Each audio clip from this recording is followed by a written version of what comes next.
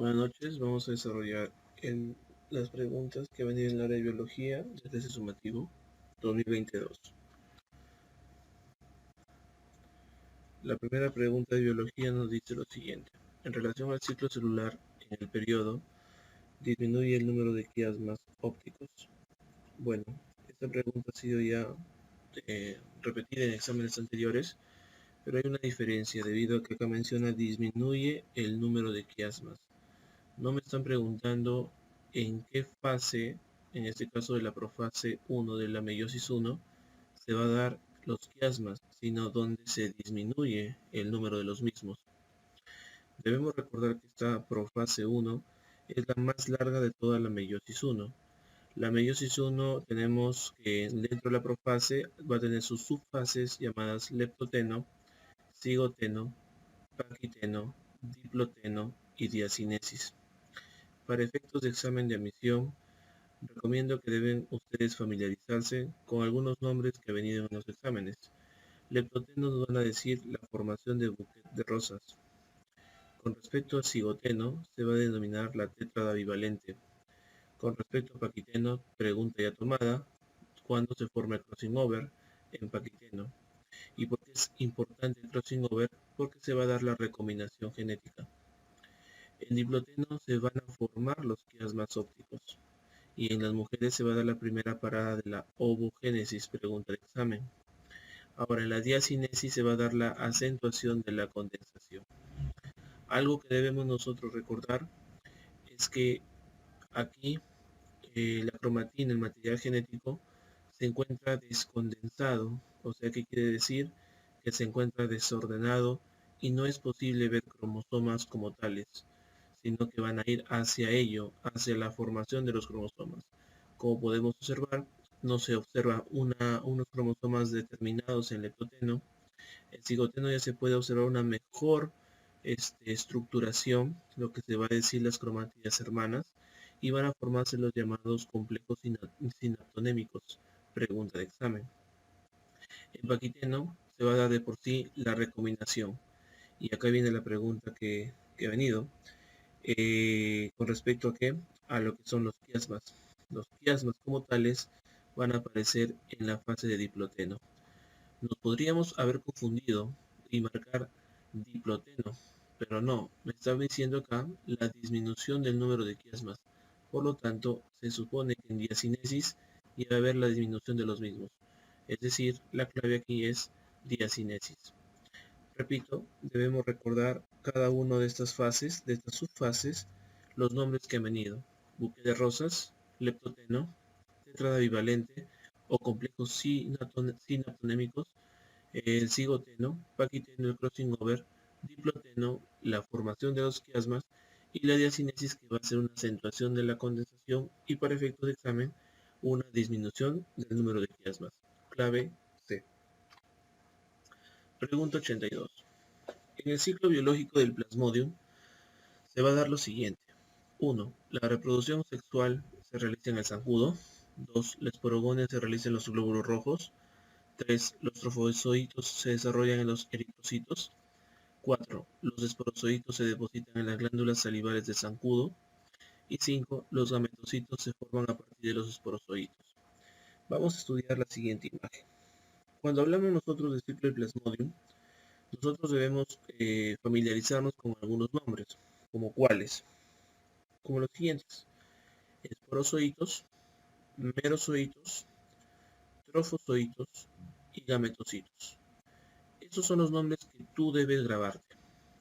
Debes tú familiarizarte que un zancudo infectado con el plasmodium va a inocular, en este caso, el plasmodium en fase de esporozoito hacia el torrente sanguíneo. Han preguntado ya dónde van a parar los esporozoitos cuando son inoculados por el zancudo. ¿A dónde van a parar? Respuesta: al hígado, o sea, a los hepatocitos. En los hepatocitos se van a multiplicar y van a formarse los merozoitos. Estos merozoitos van a multiplicarse y van a pasar a ¿dónde? A los glóbulos rojos, donde se transformarán en trofozoito. Hay una fase dentro del trofozoito, dentro del glóbulo rojo, que se va a llamar esquizonte. Estos esquizontes son en este caso trofozoitos que ya son lobulados y los cuales van a originar aún más trofozoitos. De toda esta cantidad de trofozoitos, una parte van a dar a gametocitos, lo cual será nuevamente, si esta persona que ya está enferma es picado por un zancudo hembra sana, lógicamente la hembra se va a llevar los gametocitos que han sido en este caso formados en el ser humano enfermo. Dentro de la glándula salival, acá estamos, en el intestino, ¿qué cosa va a haber? Van a haber los gametos que han sido recién recepcionados por el zancudo hembra inicialmente sana, van a formarse los cigotos y los ocinetos. Estos ocinetos van a originar los oquistes, los cuales van a ser depositados en las glándulas salivales como esporozoitos. Estos esporozoitos nuevamente van a ser ¿qué cosa? Inoculados en una persona sana y se cerró el ciclo. La fase asexual se realiza en el ser humano, mientras la fase sexual se realiza en el zancudo. La reproducción sexual se realiza en el zancudo, verdadero. La esporogonia se realiza en los glóbulos rojos, falso. Los trofozoitos se desarrollan en los eritrocitos, te lo mencioné, cierto. Cuando pasan a merozoitos y en el glóbulo rojo pasan a ¿qué? A trofozoitos, verdadero. Los esporozoitos se depositan en las glándulas salivales del zancudo, cierto. Que te dije aquí, que el oquiste se forman en este caso los esporozoitos, los cuales van a migrar ¿a dónde? A la glándula salival del zancudo. La 4 es verdadero. Por lo tanto, la clave aquí es 1, 3 y 4. Repito, familiarizarse con los nombres esporozoitos, merozoitos y trofozoitos, y también gametocitos. La fase asexual en el ser humano y la fase sexual en el mosquito. Pregunta 82, clave B. Pregunta 83. La persona con grupo sanguíneo carece de anticuerpos y es receptor universal. Aquí la clave, o aquí en este caso, debes tú centrarte solamente en la palabra receptor universal. En clase hemos desarrollado la siguiente gráfica. Tienes el grupo O, el grupo A, el grupo B y el grupo AB. De forma práctica, tú puedes, en este caso, obtener cuál sería la forma en la cual pueden donar sangre. Y sería de la siguiente manera, ¿no? El O da al A, a la B y al B. El B puede dar al B y el A puede dar a quién, a la B. Obvio, cada uno de ellos se puede dar qué cosa a sí mismo. De aquí salen dos conceptos generales. ¿Cuáles? El receptor y el donador universal. El donador universal, lógicamente, ¿quién va a ser? El grupo O. Y el receptor universal, ¿quién va a ser? El AB. Solamente aquí con esta gráfica, receptor universal, salía la clave el grupo AB. Pero vamos un poco más allá. Cuando hablamos nosotros de grupo A, grupo B, grupo AB y grupo O, debemos nosotros familiarizarnos con la presencia de anticuerpos y la presencia de antígenos. Antígenos es lo que va a estar presente en la superficie de quién, de los respectivos glóbulos rojos. Si tú eres del grupo A, tú tendrás antígenos del grupo A o antígenos A. Si eres del grupo B, tendrás antígenos B. Si eres del grupo B, tendrás antígenos A y B.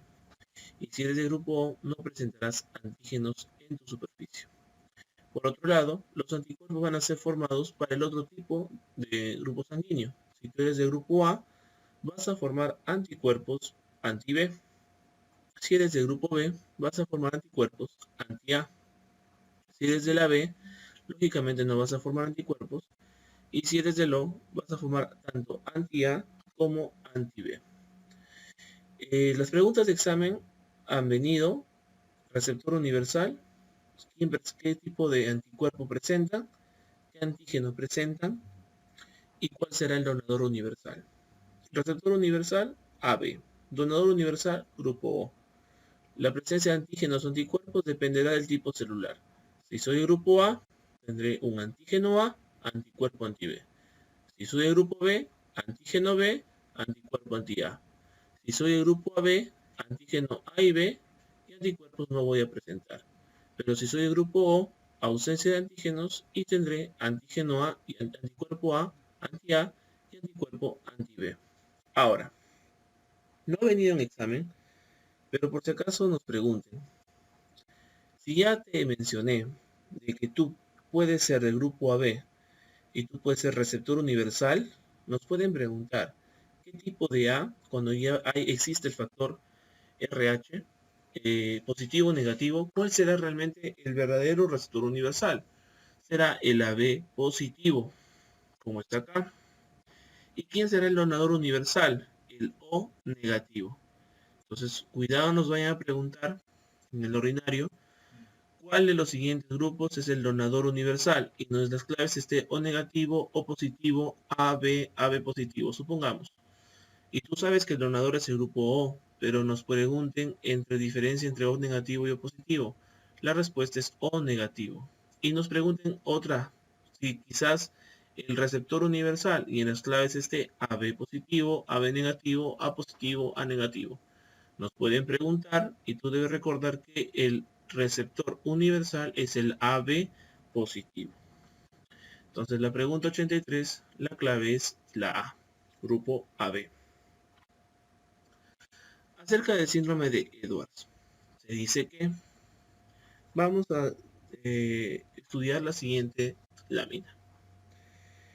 Las tres trisomías que han preguntado en examen son las llamadas del síndrome de Down, síndrome de Edwards y síndrome de Patau. Recordar en qué cromosoma somático número se encuentra cada uno de ellos. 21, o dónde se encuentra la anomalía. 18 para Edwards y 13 para quién? Para Patau. Recordar además qué va a caracterizar a cada uno de estos síndromes. Por ejemplo, en el síndrome de Down lo que tienes que acordarte cuál es. Pliegues epicánticos y perfil aplanado de cara, pregunta de examen, abundante piel en el cuello, estenosis intestinal, hernia umbilical y la hendidura entre el primero y el segundo dedo del pie. Estos datos son cruciales con respecto al síndrome de Down. O sea, son datos que tú quizás no puedes encontrar en otro tipo de síndrome y son los que harán la diferencia en opciones múltiples que nos ven en el examen de admisión, por si acaso. Con respecto a lo que es síndrome de Edwards, tenemos pregunta de examen, occipucio prominente, micrognatia y tenemos los dedos solapados. No olvidar confundirse con polidactilia, que va a ser propiamente del síndrome de Patau, y microftalmia. Esto ha sido pregunta de examen. La microftalmia es propio de quién? Es propio del síndrome de Patau.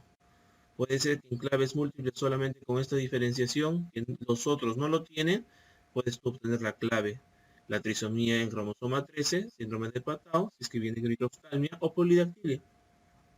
O en otro caso, micrognatia, que va a ser Edwards. Ahora, el error va a existir un cromosoma de más en el número que corresponde.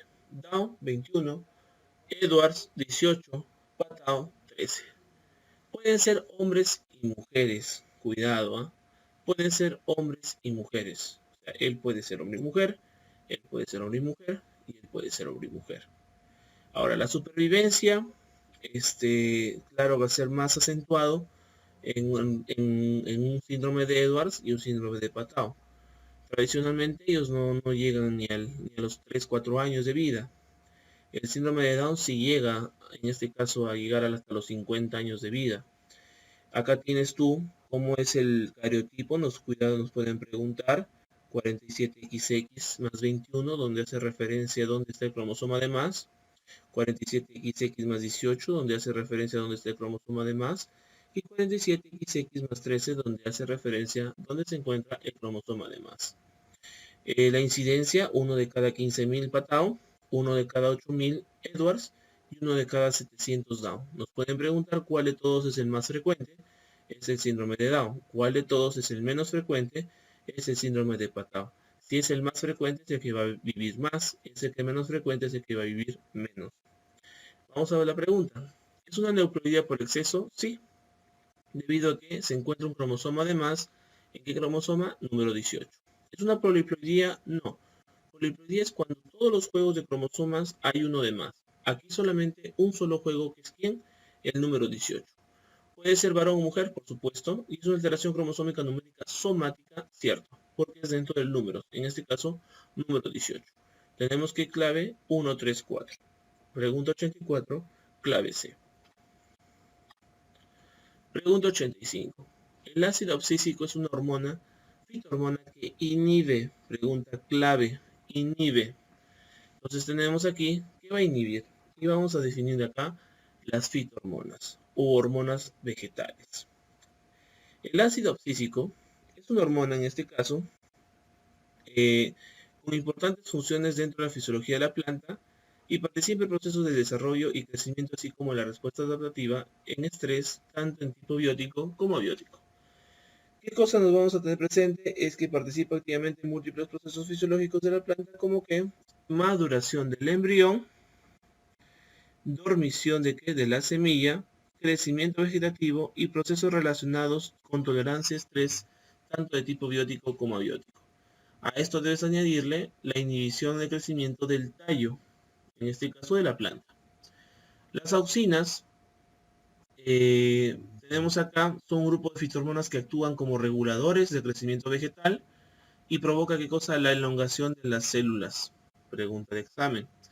Se sintetizan en las regiones meristemáticas del lápiz de los tallos y se desplazan hacia otras zonas de la planta, principalmente hacia la base, estableciéndose así un gradiente de concentración.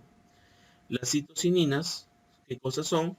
Que van a ser fundamentales en el proceso de organogénesis en las plantas y en la regulación de algunos procesos fisiológicos como la fotosíntesis. La giberelina, producida en la zona apical, frutos y semillas, su función es en la interrupción del periodo de latencia de las semillas. En el examen han preguntado el ácido abscísico, que va a inhibir el crecimiento del tallo y además la germinación, en este caso, y maduración del embrión de la semilla. La clave es 1 y 4. 85B. La triploidía es un tipo de... Definamos qué es triploidía, qué es poliploidía.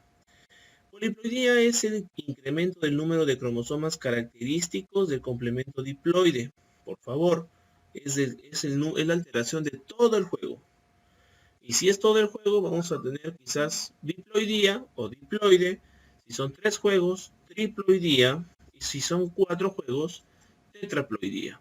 Te cuento, estos tetraploidía, poliploidías, más que todo se va a ver en plantas o en algunos tumores. Ahora, ¿qué han preguntado en examen? Algunos conceptos como es la diginia, la diandría y la dispermia. ¿Qué es la diginia? Es un óvulo diploide, ¿de acuerdo? Recuerda que los gametos, óvulos y espermatozoides son haploides, pero acá tendríamos un óvulo diploide. ¿Por qué? Porque no se dio una correcta expulsión del cuerpo polar, que fue fecundado por un espermatozoide haploide y se dio en este caso una diginia. Es una diandría, en este caso es un óvulo haploide, al revés, ¿no? Y un espermatozoide con carácter o carga genética diploide. Y la dispermia es una fecundación de un óvulo haploide por 2 espermatozoides haploide. ¿De acuerdo? Alguna enfermedad que nos debemos acordar es la llamada mola hiatiforme, por si acaso. Entonces la triploidía, por ser en este caso 3 juegos, encajaría en el concepto de ¿qué? De poliploidía. La clave es la A. 86, clave A. 87. A la capacidad que tienen los organismos de una población para reproducirse en condiciones óptimas se denomina, acá debemos definir algunas cosas. ¿Qué cosa es patrón de crecimiento? ¿Qué cosa es patrón de natalidad? ¿Qué cosa es capacidad de carga? ¿Qué cosa es potencial biótico y qué cosa es índice de fertilidad. El patrón de crecimiento es un tipo de gráfica que representa la tasa de crecimiento de población. O sea, ya voy a tener una población estudiada, supongamos, no sé, de un animal característico, y este animal año con año he visto que está aumentando su población. Entonces, como está aumentando, el tipo de gráfica o el patrón de crecimiento es en ascenso. O sea, más que todo el concepto patrón de crecimiento es la forma como una especie ha ido modificando en el tiempo, graficado su número de especies. Puede ser que se mantenga constante en ascenso o en descenso. Vas a ver algunos conceptos que se llaman las gráficas sigmoideas, las gráficas exponenciales o las curvas de descenso, que son traducción de los patrones de crecimiento. Igual es el patrón de natalidad. O sea, hablamos ya de qué número de nuevos, en este caso seres, han nacido en un periodo de tiempo. De crecimiento es que tanto en este caso se han desarrollado. Capacidad de carga es el tamaño máximo de población que el ambiente puede soportar indefinidamente en un periodo determinado. El potencial biótico se describe como por el crecimiento irrestricto de las poblaciones que resulta en el crecimiento máximo de esa población.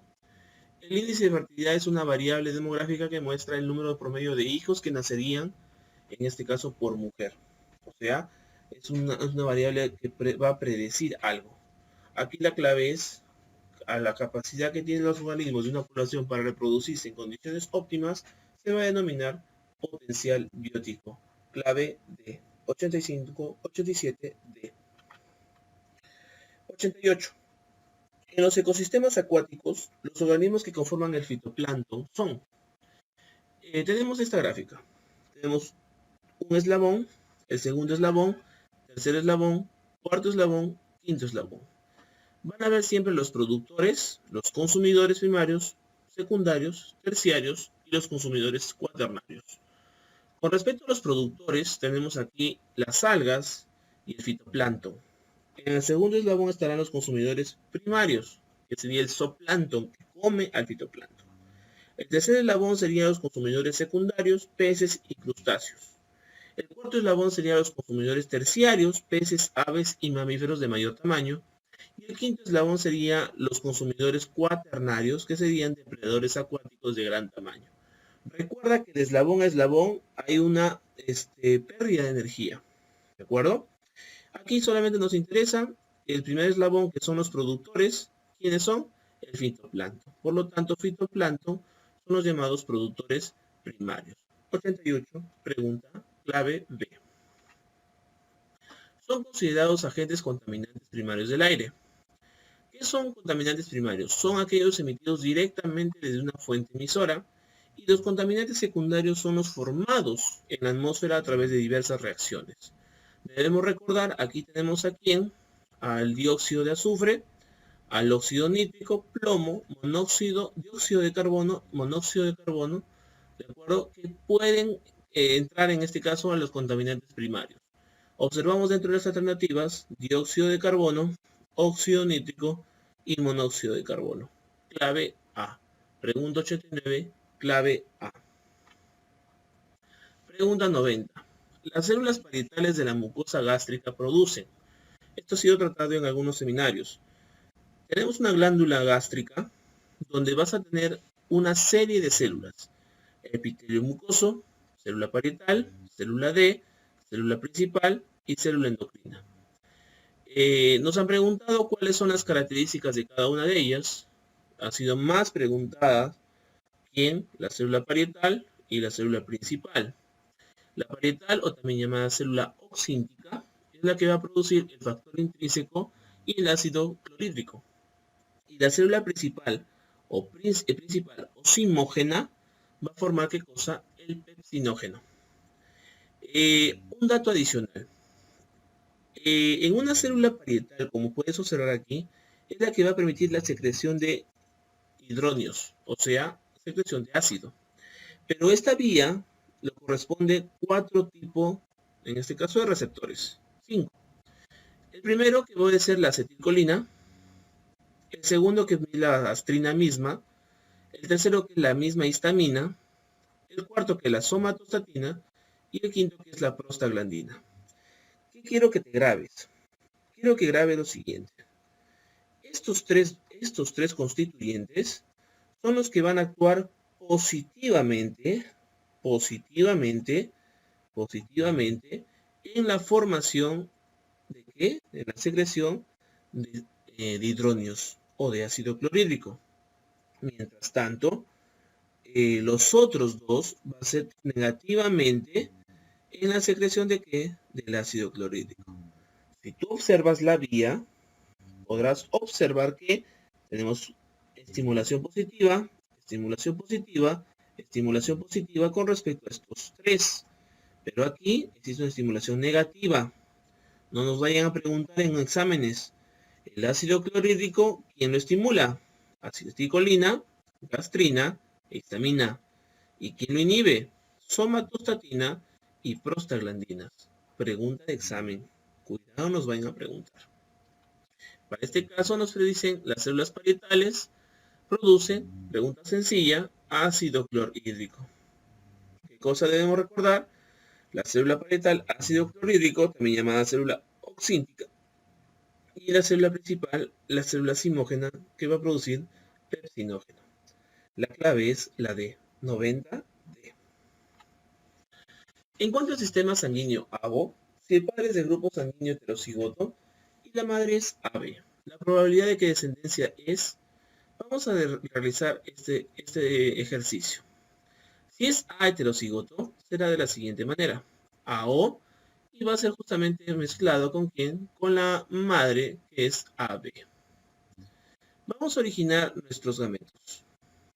Va a ser el AA, ¿cierto? Recordar, en clase lo hemos hecho. En clase, este A va a ser con el mismo A va a ser con el B, el O va a ser con el A y el O va a ser con el B.